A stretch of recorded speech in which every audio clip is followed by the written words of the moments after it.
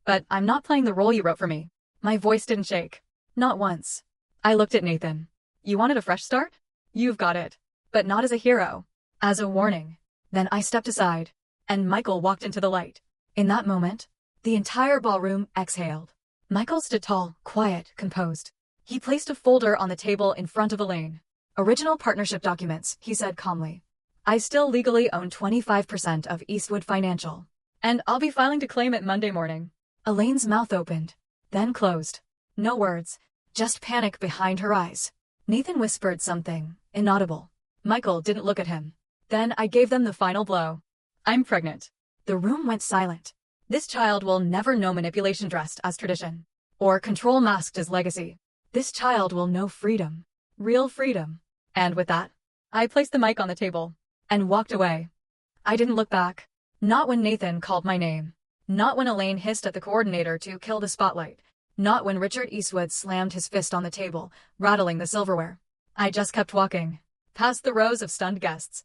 Past the whispering donors and frozen waiters.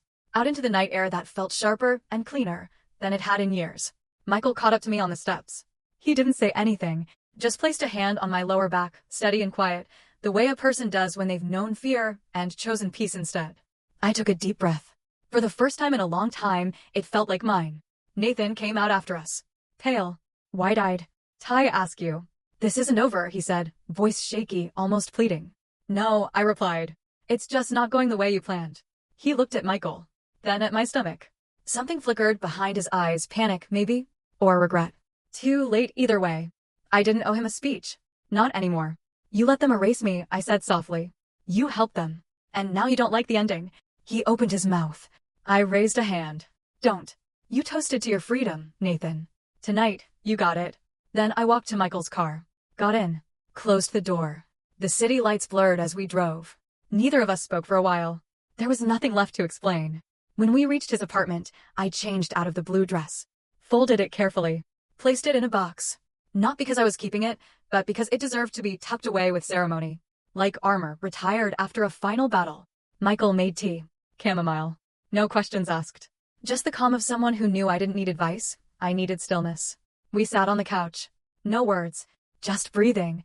And then, without warning, I started crying. Not from sadness. Not from rage. But from the sheer release of it all. 6 years of being small. Of holding my breath. Of waiting for permission to matter. Gone. I looked at Michael, eyes puffy, cheeks wet. He reached for my hand. You're safe now, he said. But it wasn't the safety that made me exhale. It was the clarity. I didn't just leave a marriage. I left a system. A machine built to control, polish, and discard. And I did it with my head high. Mic dropped. Assets protected. Future reclaimed. Whatever came next, it would be mine.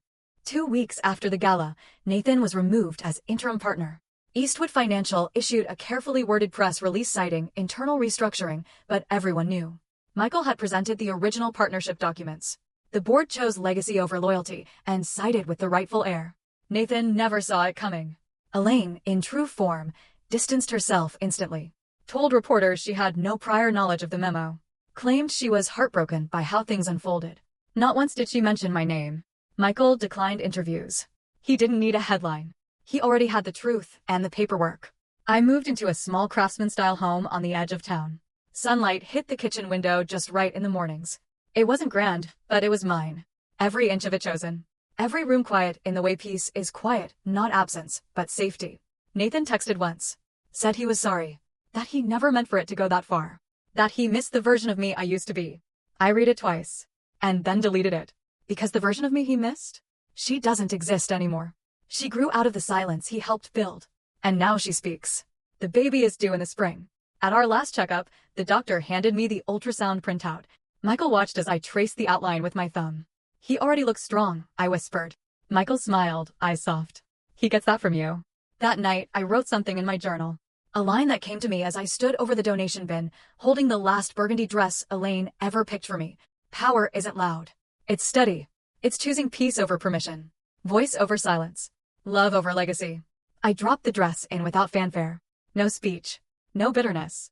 Just closure. Because when my child asks one day who I was before him, I want to say, I was the woman who walked away, before they taught you to disappear, too.